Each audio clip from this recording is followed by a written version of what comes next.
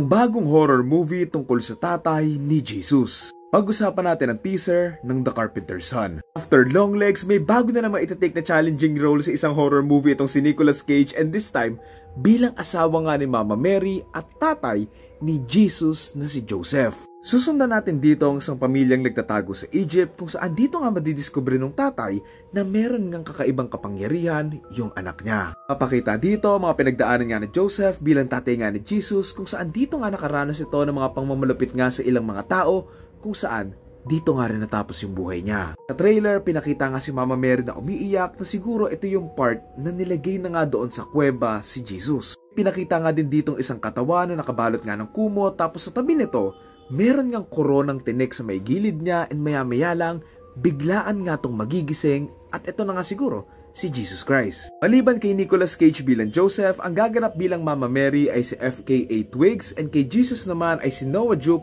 na nasa A Quiet Place. Ngayon sa isang nabasa ko, magfo-focus daw yung story na to sa kabataan, and habang lumalaki nga itong si Jesus hanggang sa mabuhay nga siya ulit. Ang director ng movie na to ay si Lofty Nathan, and honestly, I'm not familiar with this work, pero based on the trailer, it's certainly interesting and looks quality naman din. Of the premise and yung mismong mystery nga ng film, give it a sobrang unique ng perspective nga na to, na bibihira nga lang magawa ng movie. Teaser pa lang naman yung pinakita, so hindi pa natin sure kung paano nga ba tatakbo yung buong story, and paano nga nila to gagawin ng horror thriller angle, lalo na't yung story na to, medyo familiar na siya sa napakaraming mga tao. So far, we could only just see the mood of the film with less than a minute na teaser, pero in terms of plot, yung basic synopsis or logline lang, yung pagbabasehan nga muna natin for now. I'm genuinely curious kung ano nga ba mangyayari doon sa kwento, pero I love yung pagkaka-edit nga ng teaser na there's a mystery behind it pa rin naman. I'm actually intrigued to watch this given na lumaki nga ako sa isang religious family, and medyo familiar din naman ako sa ilang mga Bible stories. I would admit some of the stories are positive and inspirational, pero I could see some of it being looked at as creepy and scary,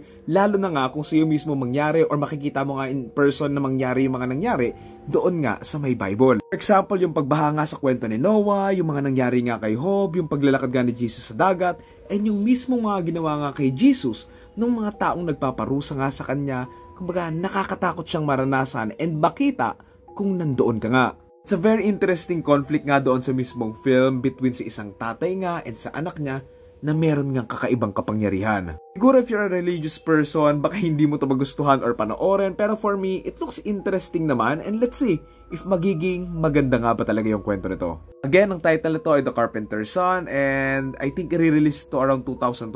Not sure kung dito sa Pilipinas ipapalabas to or sa ibang bansa lang. So yun, Carpenter's Son, tingnan natin.